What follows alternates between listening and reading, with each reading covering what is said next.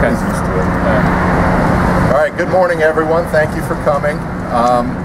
As you likely already know, this morning, WidenI77 filed a lawsuit in Meckleburg County Superior Court seeking a declaration that the project is unconstitutional and that the contract violates North Carolina law.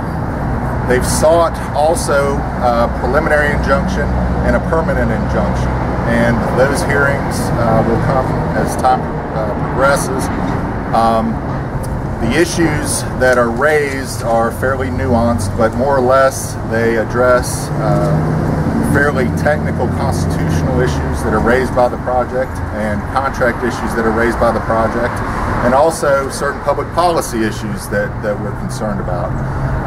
The complaint itself is available on the WidenI77.org website, and it's posted now, right? Correct.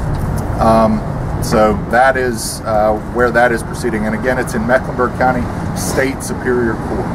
Where will that stop, this construction? Well, that's what we're asking the court to do. There are going to be hearings, and it'll be up to the court ultimately. Because the construction is supposed to start in the spring, correct? It is. Can you say a little more about how it's unconstitutional? Well, there are a number of issues that we raise about delegation of powers. There are issues that we raise about certain of the contract provisions, and frankly, it would take hours probably for me to go through all of them. It's about a 20-page complaint. I think we have 12 different counts. Can you talk about the research that you've been doing in preparation for this lawsuit? I mean, we know that WidenI77 hired you a couple of months ago, so what's been happening up to this point? Well, obviously I'm limited in what I can disclose about that, but I'll tell you that there haven't been too many instances where projects like this have been challenged across the country, but there have been a few, and obviously we've analyzed those and compared them to this project, but obviously I've got limitations about what I can disclose about that. Is the suit against the state, Centra, both? There are 3 named parties in the lawsuit. One is Mobility Partners, the private company, the Department of Transportation, and the state of North Carolina.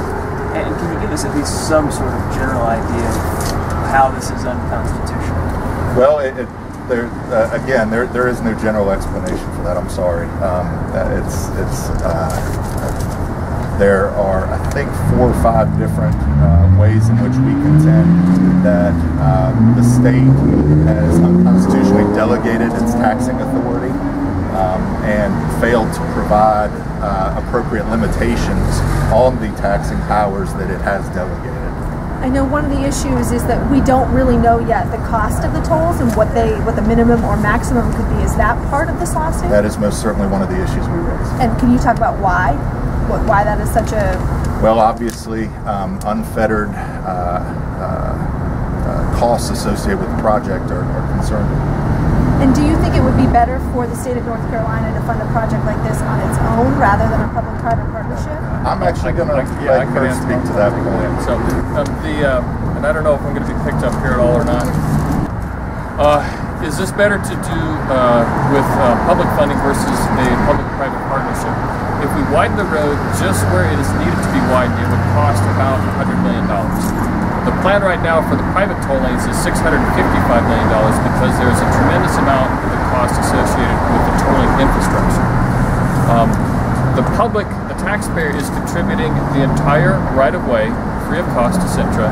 The taxpayer is contributing $88 million to the cost of the project, and they're also going to guarantee any shortfall in toll revenues up to $75 million. So this is a bad deal for the citizens in the Lake Norman region. It's a bad deal for the taxpayers in North Carolina. But the NCDOT says without this deal, there would be no expansion because they wouldn't be able to get this project off the ground. Right. The project actually, a general purpose lane project, will be eligible for state funding beginning in July of this year. Since 2010, the state has been telling us that we have to resort to tolling because we can get them now, as opposed to 15 or 20 years from now. That was 5 years ago. It's 2015, and if this project were ranked according to the state's new formula, it could be funded. A general purpose lane project could be funded in as little as 3 to 5 years. So the idea that toll lanes, we can get toll lanes sooner, and that's why we're resorting to them, is actually no longer valid. In fact, it's upside down. We think we could get general purpose lanes sooner than we could get toll lanes. What about studies that show that general purpose lanes don't necessarily reduce congestion? You look at 405 in Los Angeles, they added more lanes, still more problems. Right. There has, and of course every situation is unique, there has never been a study about a general purpose lane solution for this stretch of I-77. So whether it becomes congested in 10 years, or 15 years, or 20 years, nobody can say because nobody has done the analysis. Anecdotally, you can say, you know what, we're adding 50% capacity to this stretch of road. When we did that for the southern section of Charlotte, it remained uncongested for 10 to 15 years. So we could say that we could see this being uncongested for 10 to 15 to 20 years. Obviously, this group of citizens is very passionate about this stance against toll lanes, and you've had fundraising for quite some time now to kind of obviously fund this legal fight. What are you anticipating the cost to be? Do you have any idea? And can you talk about the bills you anticipate? I mean, this isn't going to be a cheap endeavor. You're no, going it's up not. Against... We think it's going to be somewhere between $50,000 to $70,000 if we have to go to trial with this. And we've been able to take this important step because the residents in the area cared enough about their region and donated and trusted us with their donations to take this step.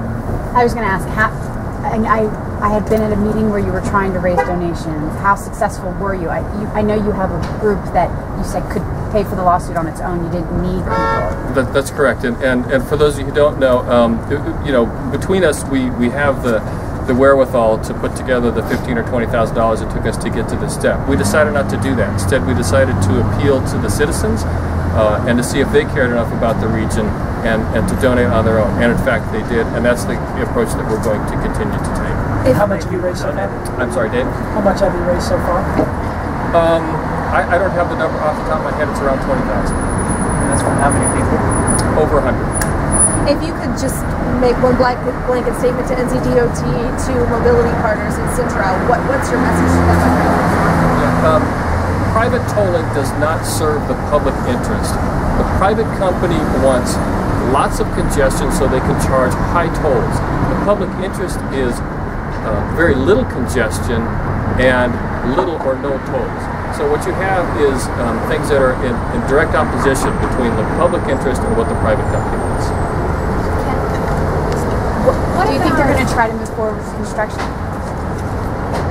Right now, Sintra is facing a deadline for the financial close that is supposed to be on January 22nd. We have every reason to believe that they are going to miss that deadline. We also expect that NCDOT will extend that deadline. So as far as continuing with construction, they don't have their financing in place yet. Yes, Caroline. Never mind. Okay. If they do miss that deadline, then what happens? Right. If they do miss that deadline, NCDOT is entitled to a $15 million payment from Sintra for liquidated damages. We suspect that NCDOT will not collect that and instead extend the financing deadline. Do you know what that window might be for the deadline? I don't know. Yes. Anybody else? Well, what is the timeline for you guys moving forward when your hearing might be, that sort of thing? Yeah, you know, we're actually going to release that subsequently, so I'm not at liberty to talk about that. What is the price difference between the toll project and general purpose lanes? Yeah, the price difference, the tolling project is $655 million. The general purpose lane project we estimate at around $100 million. NCDOT did a hypothetical project which they scored, and their cost was in line with what we estimated. All right. Thank you. Thank you, everyone.